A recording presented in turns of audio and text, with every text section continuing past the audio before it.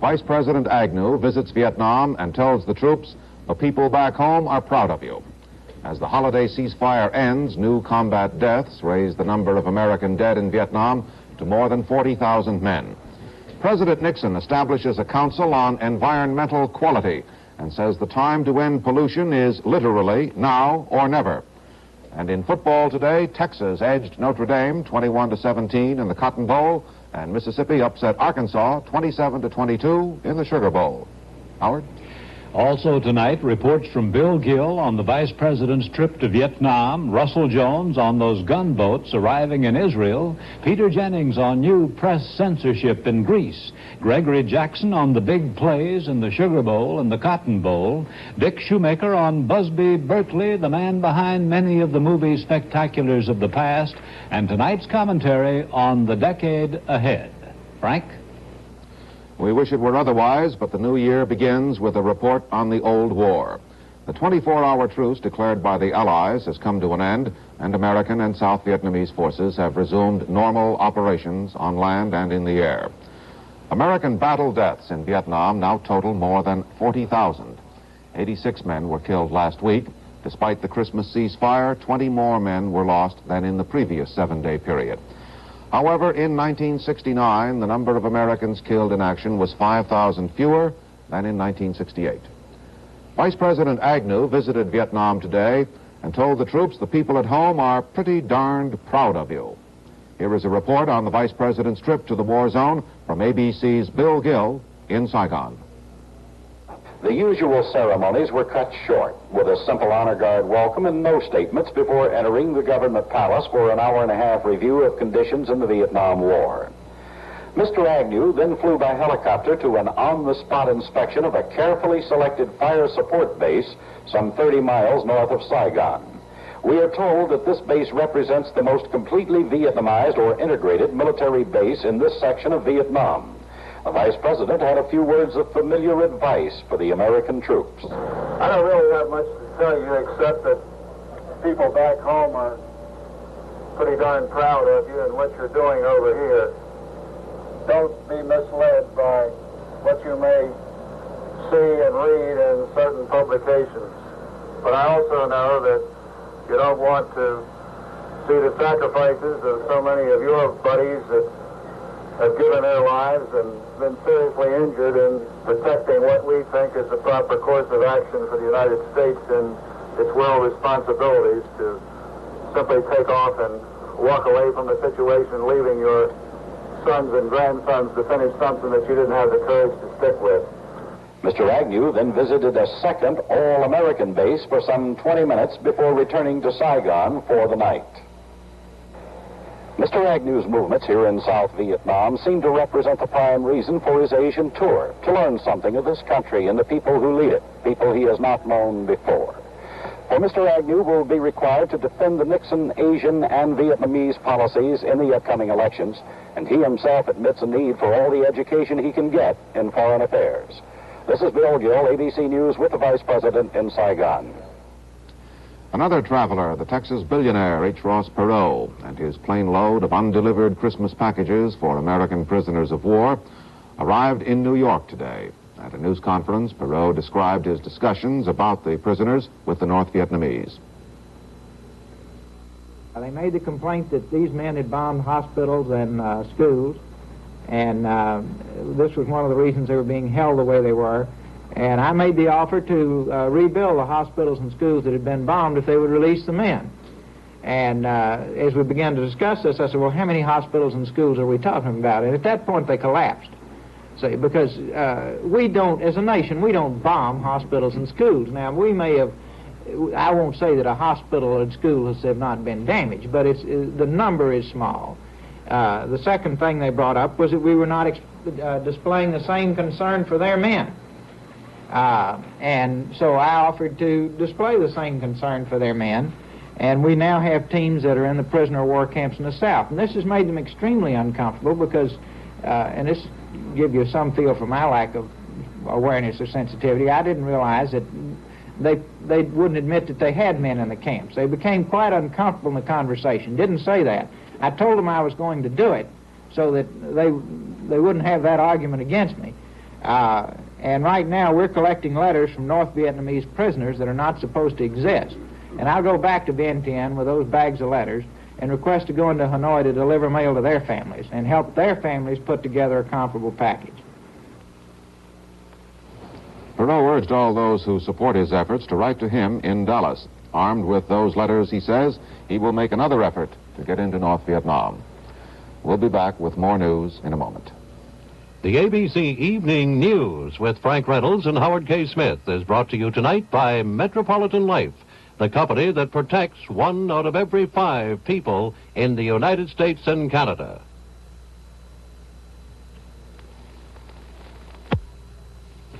How old are you? How old's your wife? And your children's ages? Of course, you have Social Security. Do you have a company pension? How much life insurance do you have? What will your insurance pay at retirement? When you give your Metropolitan agent answers to questions like these, he'll put them through our computer and tell you whether your present financial plans are adequate to protect your family, educate your children, and build for retirement. Our computer is incredibly thorough. It provides a choice of custom-tailored plans, and your Metropolitan man helps you choose the one that's just right for you. We call it our Family Security Checkup. You might even find you're better off than you think.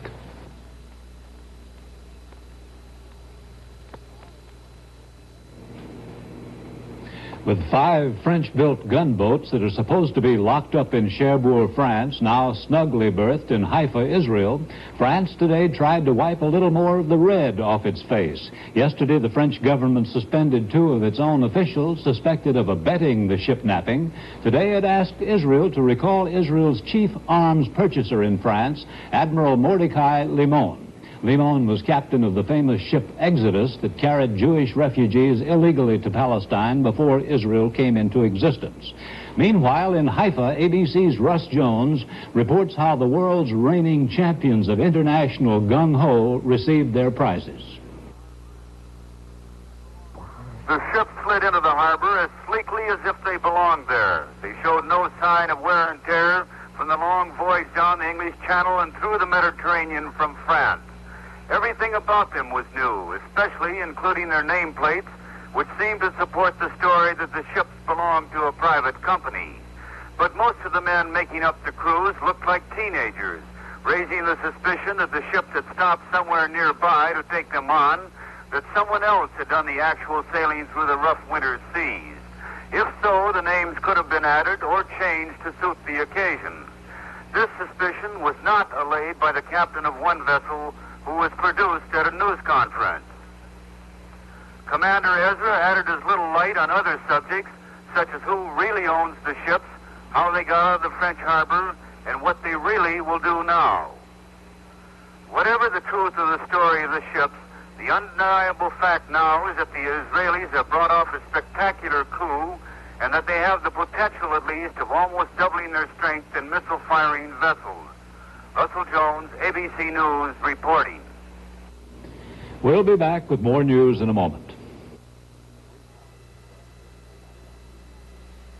3 comedies spark Thursday night on ABC, starting with The Ghost and Mrs. Muir.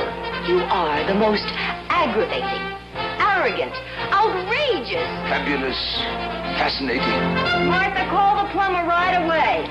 Tell him we need him to come and fix the seal in the bathtub. That Girl. I want that girl. Oh, exciting. I feel like a princess.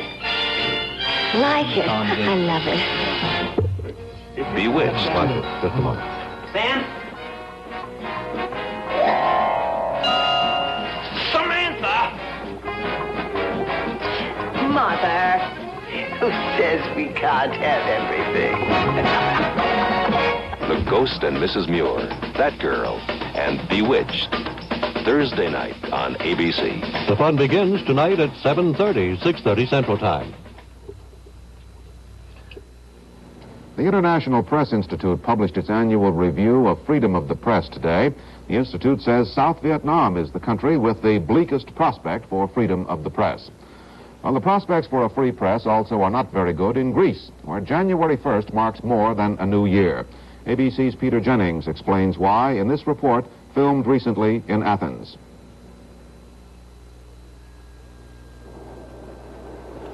This is the Greek newspaper Tovema, an afternoon daily that, like all others in Greece, has been rigidly censored since this regime came to power in April 1967. Tovema, unlike some other papers, has not been closed down.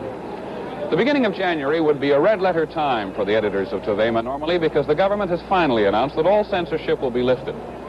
However, in place of censorship has come a series of press laws that are as oppressive, said one editor, as a full-time watchdog.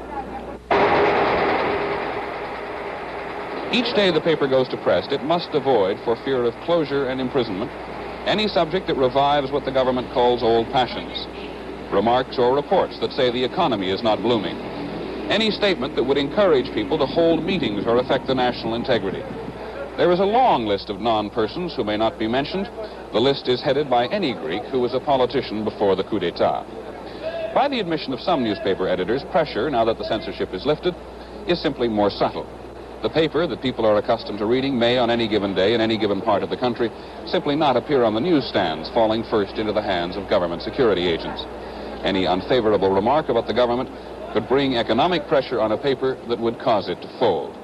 Newspaper editors we tried to interview gracefully declined. However, the government position was put forward by the number 2 man in the government, Deputy Premier Patikos. What is the need for continuing censorship of the press?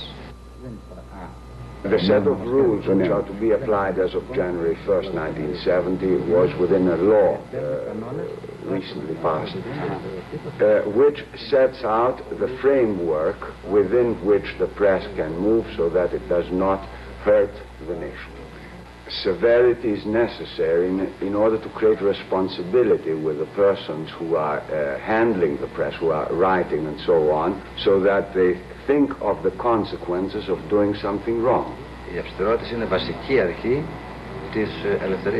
And severity is a basic principle of freedom. The government maintains that journalistic irresponsibility led to the degree of chaos that existed in Greece before the coup d'etat of 1967. Today, the regime makes sure that what the newspapers have to say is what the government has to say. This is Peter Jennings, ABC News, at the newspaper Tovema in Athens. We'll be back with more news in a moment.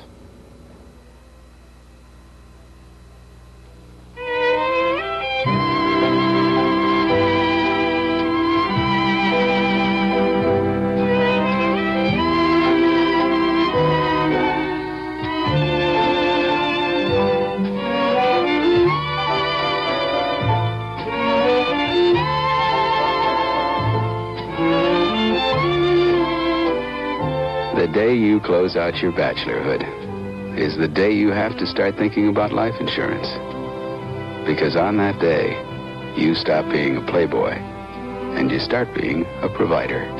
If you've just taken that big step, your first move as a provider should be a family security checkup from Metropolitan Life. It's been beautiful.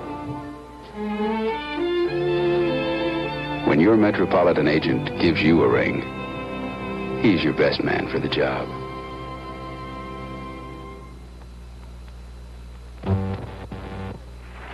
Ladies and gentlemen, this is Tom Jones.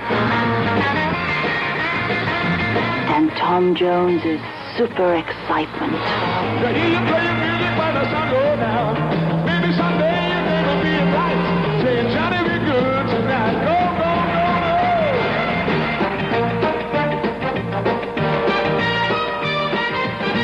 Love is like candy on a shelf. Tom Jones makes it happen, love.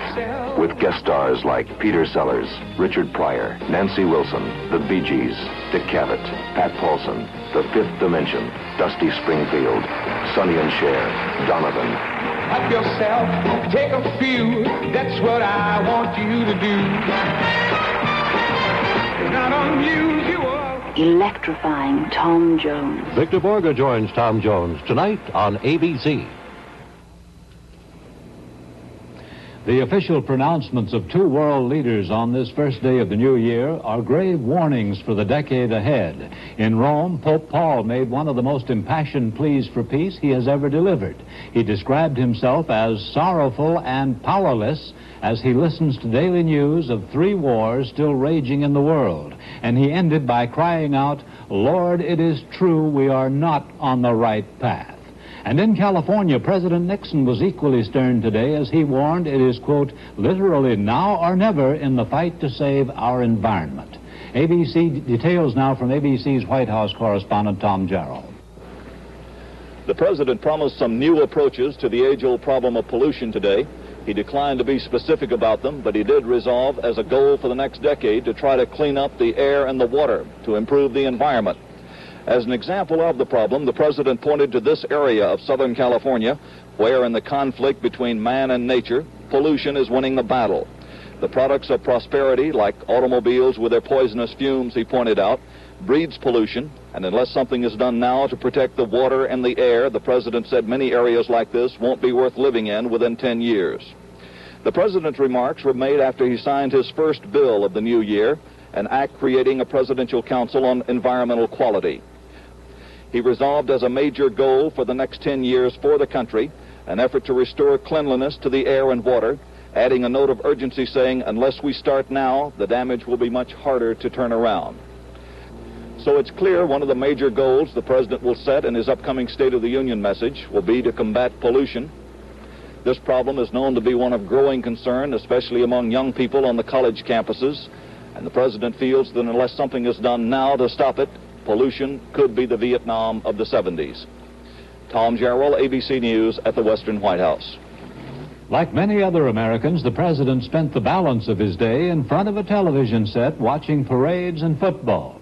2 of the big games were the Sugar Bowl in New Orleans, where Mississippi beat Arkansas, and the Cotton Bowl in Dallas, where Texas beat Notre Dame. ABC's Gregory Jackson reports on both games. The wildly publicized Cotton Bowl engagement between Notre Dame and the Texas Longhorns lived up to all advance notices. The lead changed hand 4 times, but it began when Notre Dame took the opening kickoff and drove down for a field goal. At the start of the second quarter, Notre Dame struck again with a 46-yard pass from Joe Theismann to Tom Gatewood, and Notre Dame went ahead 10-0. But before the half, Texas ground out 76 yards, capped by a 1-yard scoring plunge by Jerry Bertelsen, and that was it, the score at the half, 10-7. It wasn't until the fourth quarter that the Longhorns moved ahead with a 2-yard drive by Teddy Coy. But again, Notre Dame took the kickoff and drove down to the 25 and went ahead when Theismann's second touchdown pass was successful, a 24-yard toss to Jim Yoder. The score is now 17-14. It's the fourth quarter. Texas is against the wall, and they pull it off.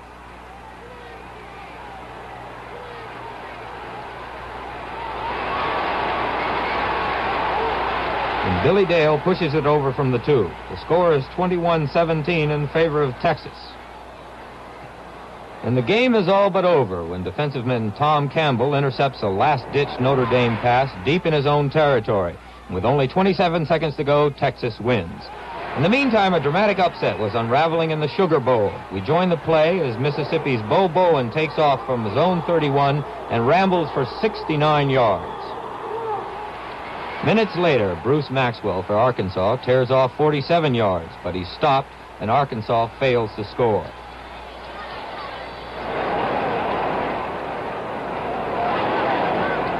Still in the first quarter, Mississippi's extraordinary quarterback, Archie Manning, takes over his team's second TD, and the score is 14-0 Mississippi. In the second quarter, Arkansas scores when Bill Burnett takes a pitch out, but his team fails to get the extra point, and it's Mississippi 14, Arkansas 6. After the kickoff, Mississippi's kicker, Cloyce Hinton, booms a 52-yard field goal from his own 4. And just before the half, Mississippi scores again with a 56-yard touchdown pass to Vernon Studdard, and the score at that point is 24-6 Mississippi. Just before the halftime break, Arkansas comes back with a 47-yard pass from Bill Montgomery to Chuck Dickus. Arkansas tries for 2 but fails. Both teams exchanged successful field goals in the third quarter, bringing the score to 27-15 in favor of Mississippi. And then what turned out to be the final score came when Arkansas intercepted a Mississippi pass and ran it down to the 10. 3 plays later, Arkansas scored, but it still wasn't enough, and the upset became a fact. Mississippi 27, Arkansas 22. We'll have more news in a moment.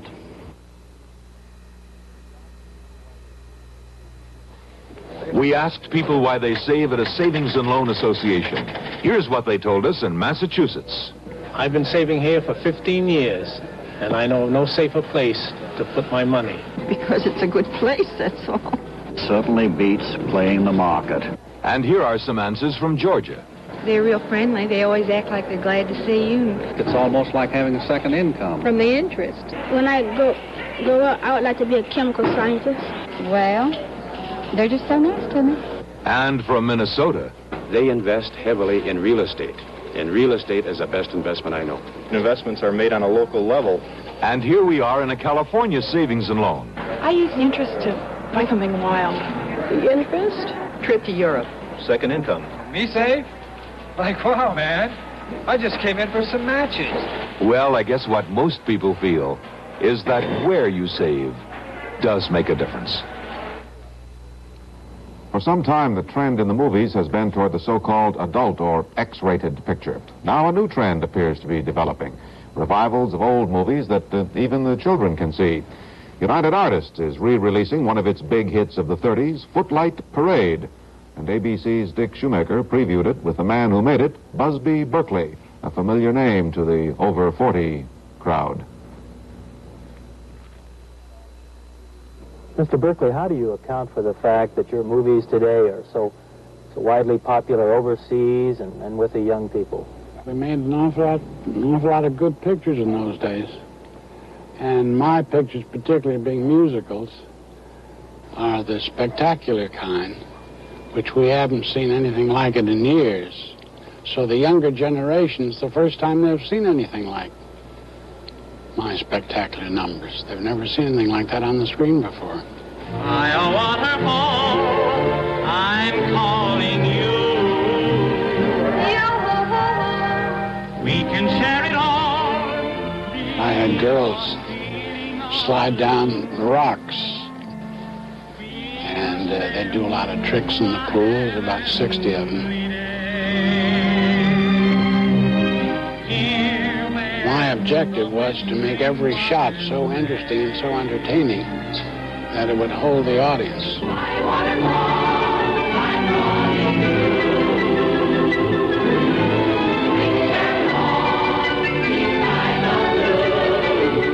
Then that would transform itself into a Ziegfeldian pool with gold springboards, and then I would go in for different effects.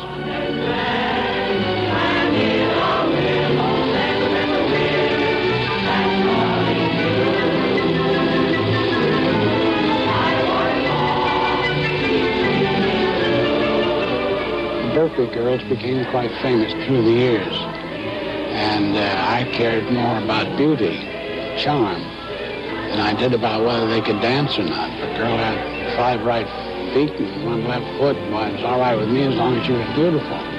I'd teach her how to dance somehow, some way.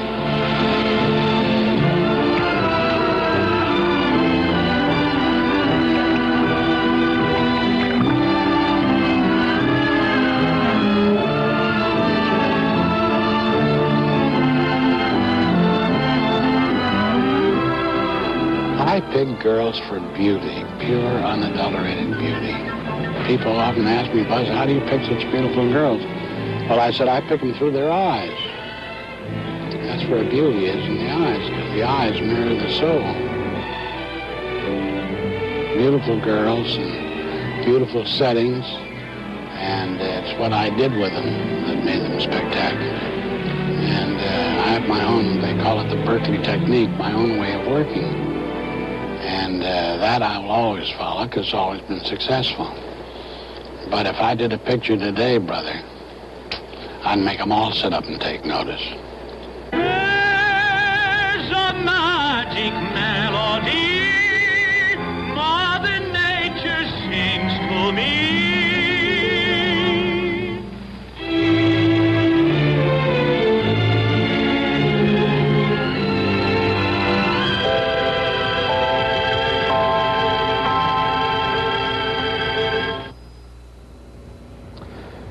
back in a moment.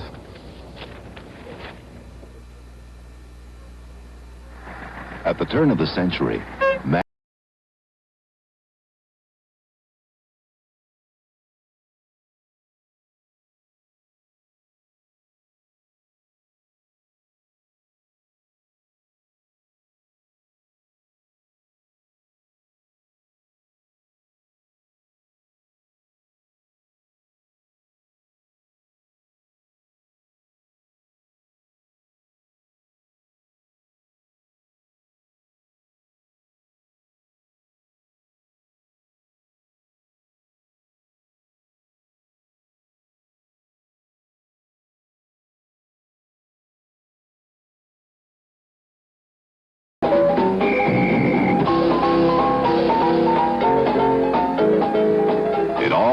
again on the golden age of the automobile. Tuesday night, January 13th, here on ABC.